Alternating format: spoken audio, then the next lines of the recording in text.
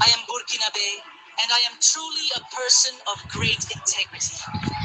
Mm-hmm. Thank you. So, there is absolutely no need for me to specify that all of my remarks today will be guided by truth, by sincerity, and by complete frankness. Without any filter, Mr. President, my point will revolve around all these perceptions.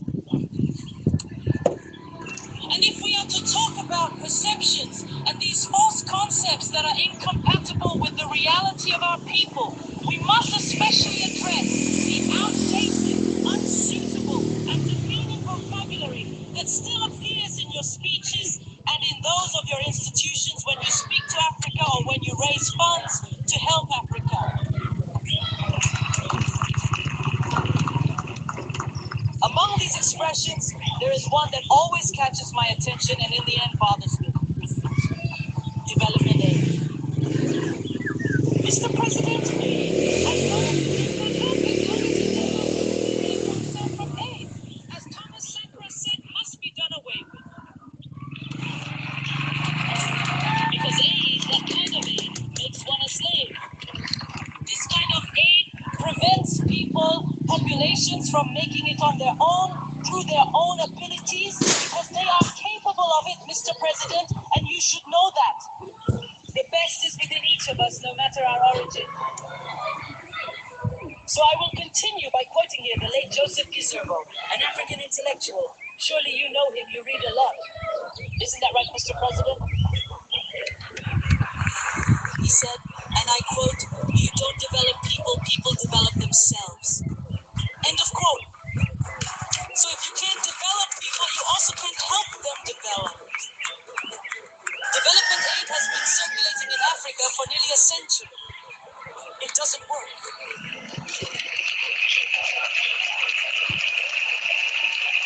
You should know that Africa will develop itself through its local potential and that of its diaspora, and certainly in interdependence with other nations on the planet, but above all, through healthy collaborations. I repeat, healthy, transparent, constructive. There are bright minds and there are also investors in Africa. We are already innovating in Africa. And if this relationship we envision is not co-constructive, we don't want it.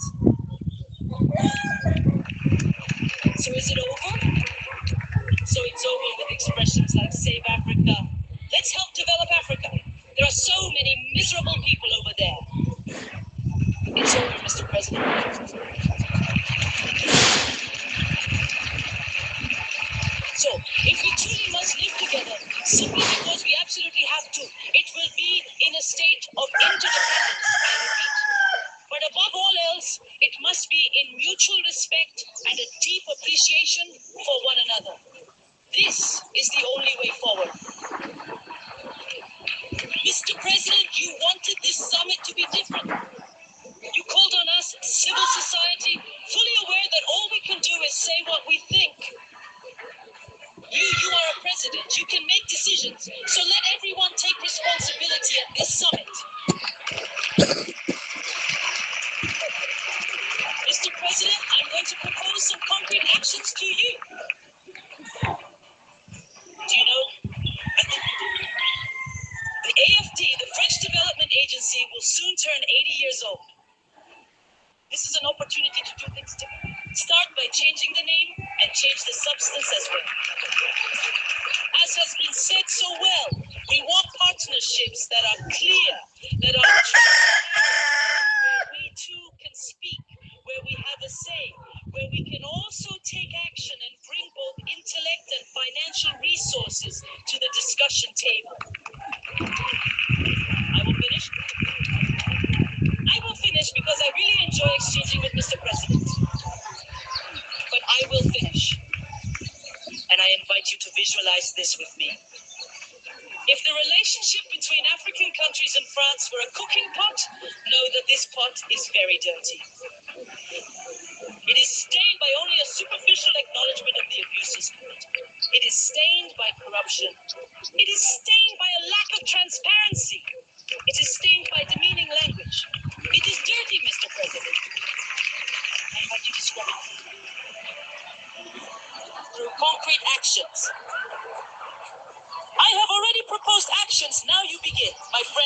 it too.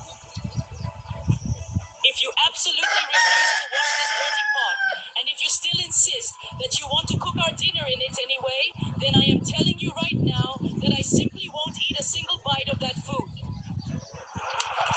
We will no longer be able to eat. The continent of Africa will no longer be able to eat.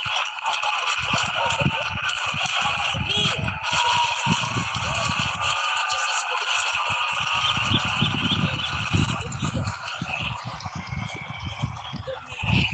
the delicious meal will soon be ready, but you will be the only one sitting at the table with such a difficult habit. A word to the wise.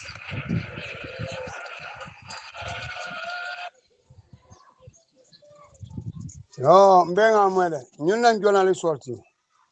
This is a Malian journalist and a Burkinabe journalist. You're journalist. You manca standard newspaper or those fake journalists in the Gambia. One side of the story, tribalism. These are the journalists. I come in Kaka, Emmanuel Macron in Kaka. I be serious. Live. You got near the port of Tabikang. Africa Sahel. I've already been ignoring a man senior.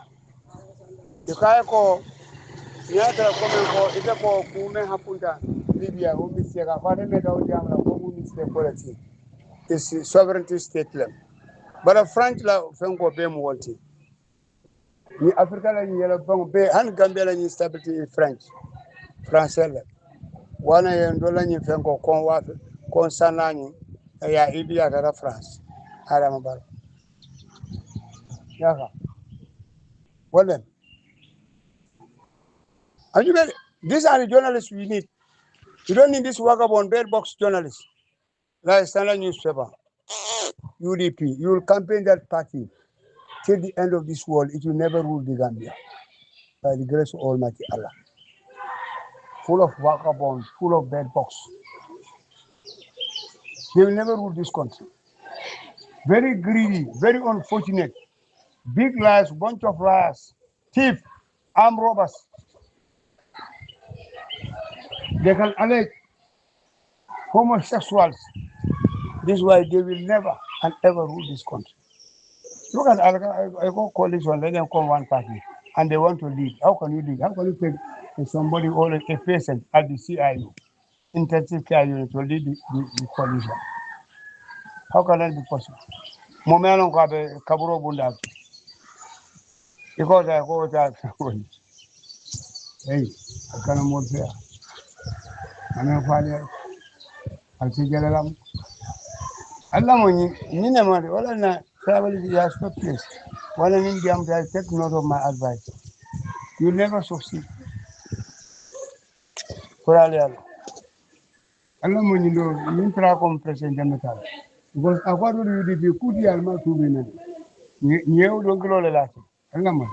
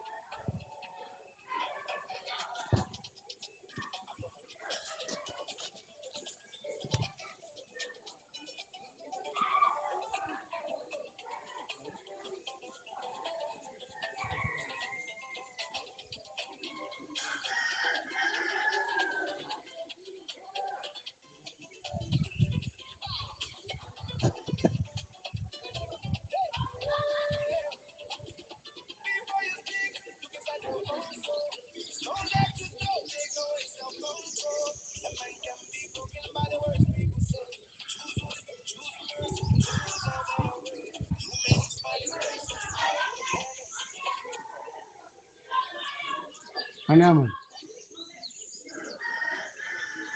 Kudiye matunina. Kudiye. Kamo be yole la. abe fanya wala na halamandimu change of process anenda ka dulu tuba ala momentum ka wallahi ni be ko do wala ke fana badan kamo janin kalo alma halmandi wala wala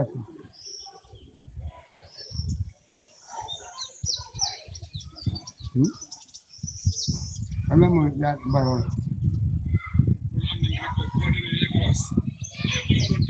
wulu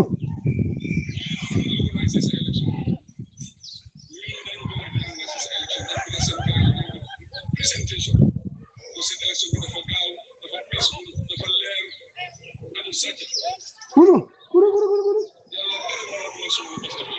Allahu akbar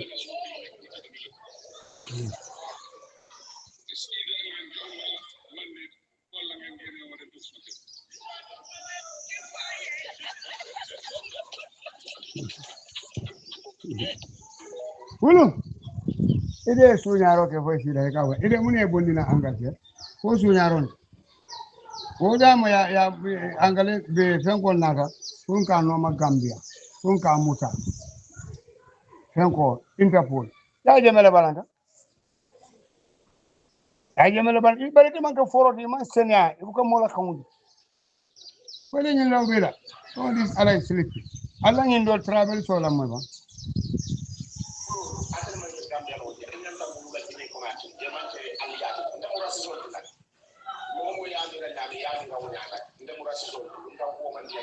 Kade ba mo lu ndaw di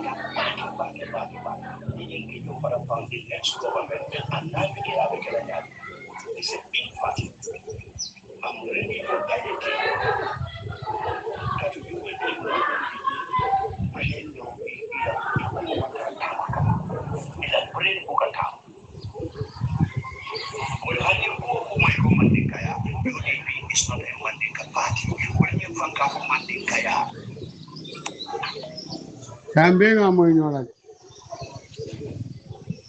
ñimane ade sirin ko budon kolon amma fewon ben si hankin babulo amasi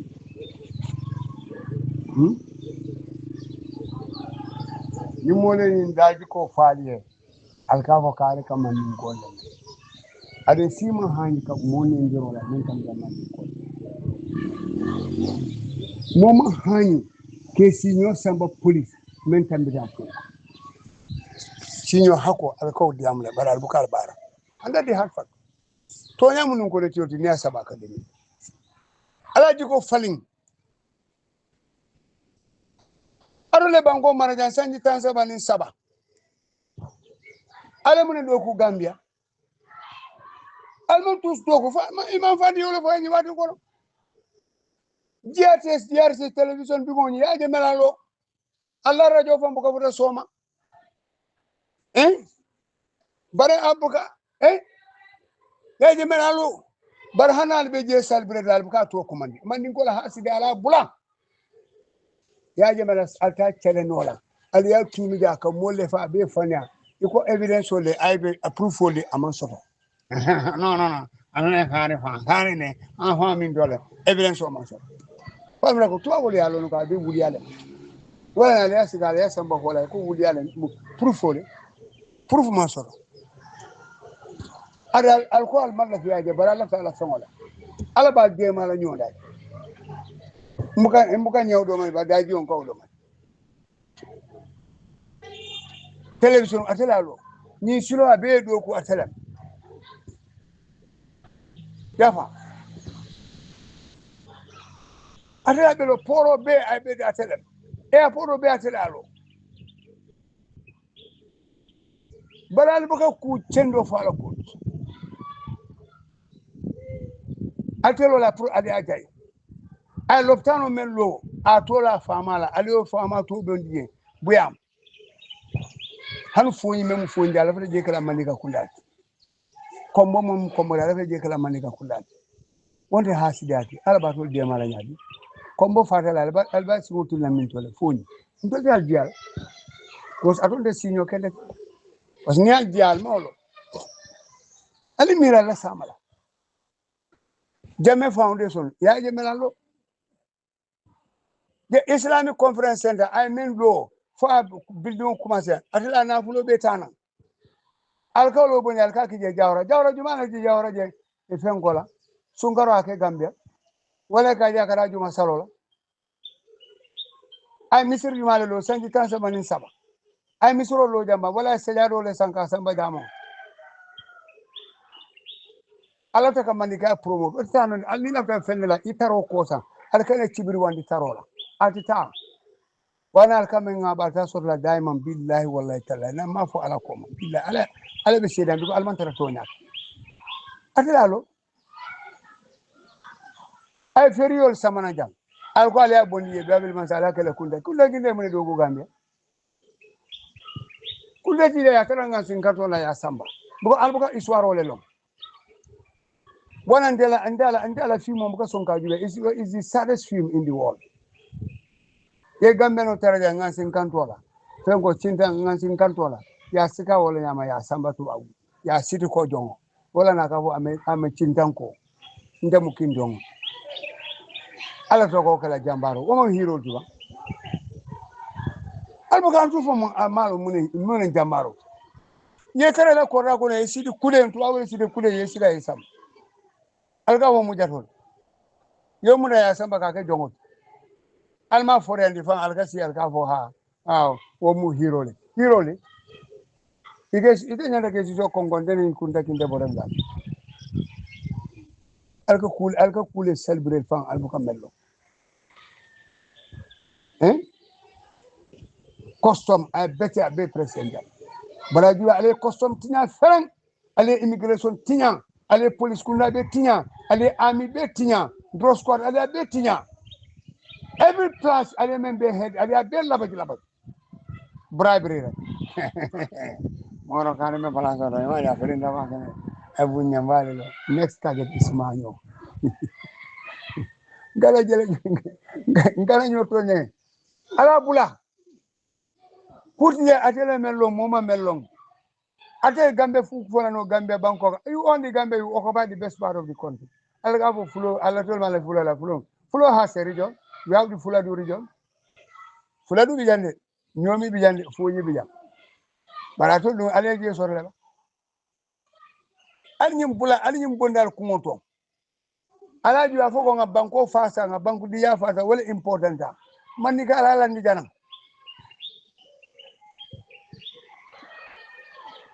Ali bango be sendi koma demana fanya ga sunyaro nyaaje yaaje me kal bay alla do kula ko tapale ya alka tinyaro ka bay maje bango sendi akor abinuna aseta bag ko jawro la kilo ko dina ka diale tinyaro imaje yaaje me tata mo sa estetor so la bango wa fila so la ado tene ka albul wande banko re ka ta ka tapale ya molbe kumbole la kenola fabrika alabe sino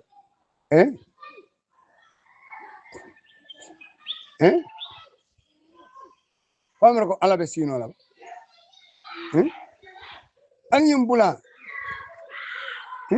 aljube ale police abla sanya ngalo ne bakel alam interior ministry ngalo bakel ko mu jenkeri ba sidi toure ngafo ne inde bana bidale inde ngato lonne wana ya dog ka baro la do ma doku pour ya futu de lonne memetelo wo metelo ite haputa bakel ya so greedy albe example kinne tara look at president Jawara dimon adiwon le hani to buka mai hako buka moto bi ala kaburu le fun ko ta kaburu be to Gambia al ma to bodo fam al be tika la jawra ya jeme men ke Gambia mo ma ke ay dino balundi nyame moti je me Gambia me o ke Gambia nobody can deny it oda ala dikol falling manika ala landi jana ala juga hani al kanyin coalition men captain al mala fi moy tara UDP nyalo ko UDP will never leave ye bu lo kula e ko ka o samba competition ole musinye ma tombon wo serobe kona atul molti il not work because atul mala fi moy al lead you want to lead you don't want people to lead you alata bunga mo nyato ga bara mala fi moy al nyato ko famara ka ala isine juwal sona ka tol tamini atol man ni walbo atol man som wala nyato ngala juwal sona tol nyato ngala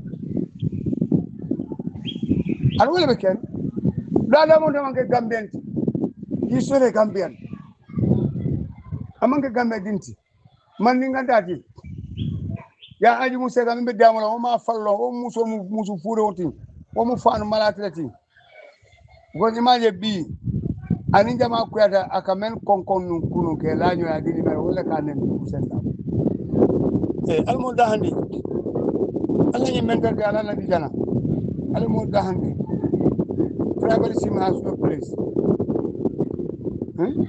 ala ni banko beti yani fanya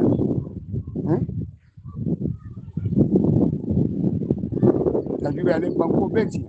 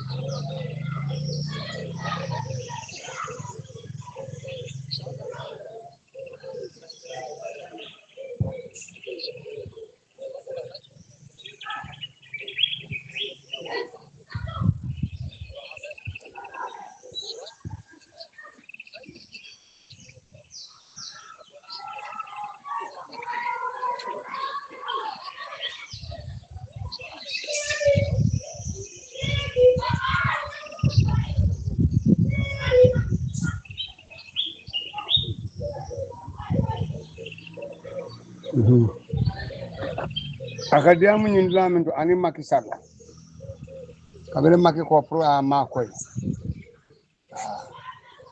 diam tamen wala na dunia wala hakilo tubak are ala dum bukas ala nena masini ala nin to nyendirlante dunia be ko kela se sorale sama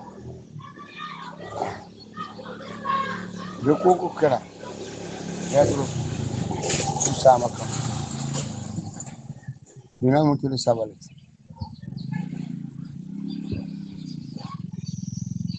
ana be bali musulmo be dana musa hakilo ko sinyoya ku bala ki kare mun sinyole ki sinyoya mo hakito di sinyoya hakito ba wala na be bali musulmo be dana musa hakilo to ndo kay ngamen faale Gambia ñende ke hakilo to ba ñende ke hakilo to ba ala mana fi toñen drola ala mana fi toñen drola bi amana fi toñen drola sa harama dum jelafta fon fe nyama atama ni hakilo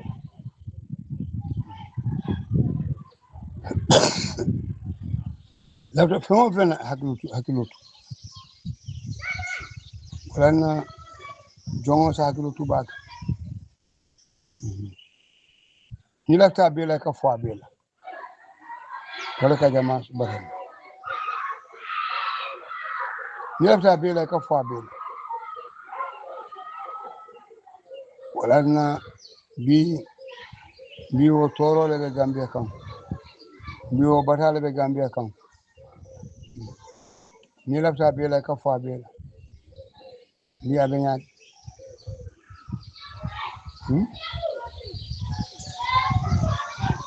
wala na jongo sa hakilo to ba ni amammo kumpat membe keri amang dafen kilin kumpat Gambia ni momo ya tembolo karbe tenne bi amammo kumpat bi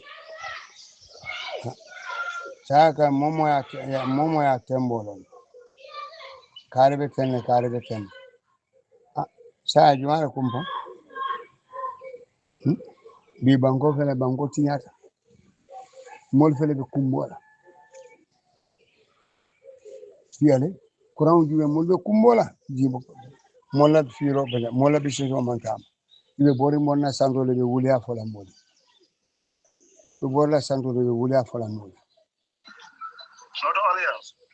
Noto alias sanjera ndi bungi ni de ay ona dina mo sakalo tuba mo ga galo tuba alena mo nyindola Noto alias sanjera ndi bungi ni de sanjera ndi sen sokol mobilizer bungi ni de den turo dabo mo yoko xar jerandi def na bu yaga de noto alias ne yegi ko non jerandi sa dem na bu yaga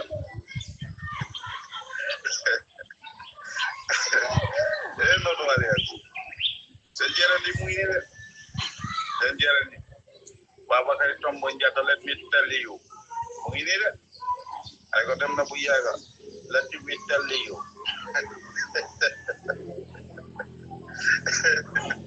way de des turu da waaw jox na ko xarit tabaski waaw yéen no to ale yéen nekk na ko nelaw rek di nekk ko déglu jere di sax jere sa dem na bu yaga waaw dem na bu yaga de moy ni waaw di moy jere la di mitali ko le wone mom dafa bu president ja moy ni de waaw turu da wala dem yoko xarit tabaski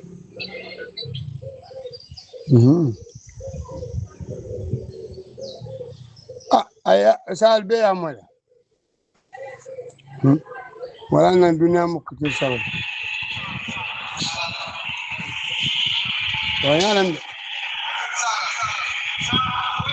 wala dunya be mo terkel nati afela aka sayo la kuruntu tan afela